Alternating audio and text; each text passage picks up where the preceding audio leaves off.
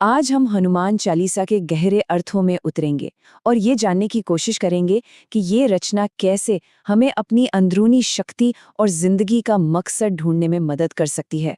तो चलिए साथ मिलके इस सफर पर निकलते हैं। अब ये सवाल मन में आता है ना, कि भाई एक 400 साल पुरानी कविता आज के हमारी भागदौड़ भरी जिंदगी में हमारा मार्गदर्शन कैसे कर सकती है।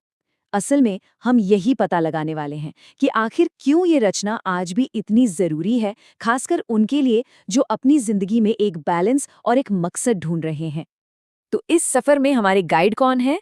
जी, हनुमान। देखिए, उन्हें सिर्फ एक देवता की तरह नहीं बल्कि एक मेंटर की तरह देखिए। एक ऐसे गुरु जिनका पूरा जीवन ही एक सबक है, और उनकी जो ताकत है ना, वो सिर्फ शारीरिक नहीं है, वो आती है ज्ञान से, सद्गुणों से और त्याग की भावना से। इसे लिखा था संत तुलसीदास जी ने, और उन्होंने इसे अवधी भाषा में लिखा। पता है क्यों?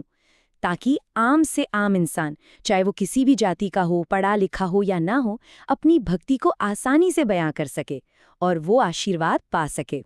सच कहूं तो इसकी यही सादगी इसकी सबसे बड़ी खूबसूरती है।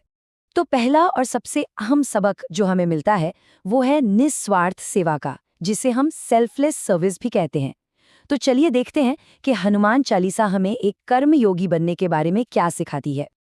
अच्छा, तो कर्मयोग है क्या?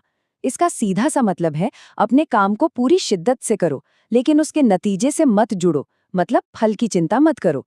ये सिर्फ काम करना नहीं है, बल्कि किसी बड़े मकसद के लिए, समाज की भलाई के लिए काम करना है। और ये जो बात है ना, ये निस्वार्थ सेवा के पूरे कॉन्सेप्ट को बहुत खूबसूरती से समझाती है। मतलब अपनी खुशियों और आराम को छोड़कर समाज की बेहतरी के लिए काम करना, यही तो इसका असली मतलब है। और हनुमान जी वो एक परफेक्ट कर्मयोगी का उदाहरण है। यही बात उन्हें इतना खास बनाती है। जैसा मैंने पहले कहा, उनकी असली ताकत उनका शरीर नहीं था, बल्कि उनका ज्ञान, उनके गुण और उनका निस्वार्थ भाव था। अच्छा, तो अब सवाल ये उठता है कि हनुमान जी ने जो भी अविश्वसनीय काम किए, उनके पीछे की प्रेरणा क्या थी? वो मोटिवेशन कहाँ से आया? जवाब है भगवान राम के प्रति उनकी अटूट भक्ति। तो समझने वाली बात यह है कि हनुमान जी की सारी शक्ति की जड़ क्या थी?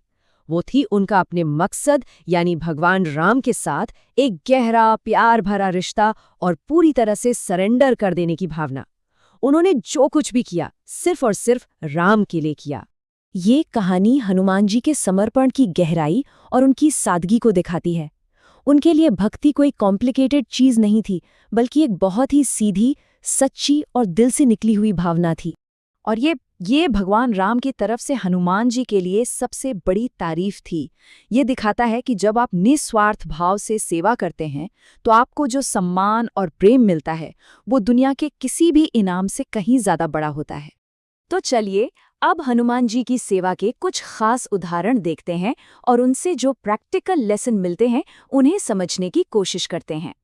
हनुमान जी की अपना आकार बदलने की जो क्षमता थी, वो हमें एक बहुत ही जरूरी गुण सिखाती है, सिचुएशन के हिसाब से खुद को ढालना।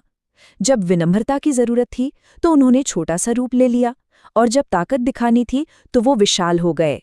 और ये तस्वीर ये तो शानदार ढंग से दिखाती है कि कैसे सेवा और कमिटमेंट से नामुमकिन लगने वाले काम भी पूरे हो सकते हैं।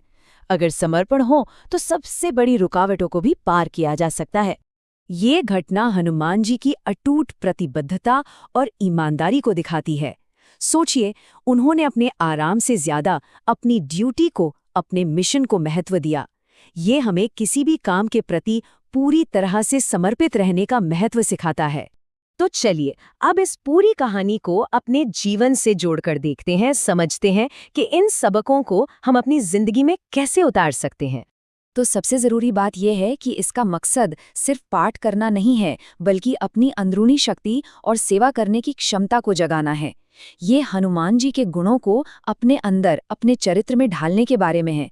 तो संक्षेप में कहें तो ये वो खास गुण हैं जो हम हनुमान जी के जीवन से सीख सकते हैं।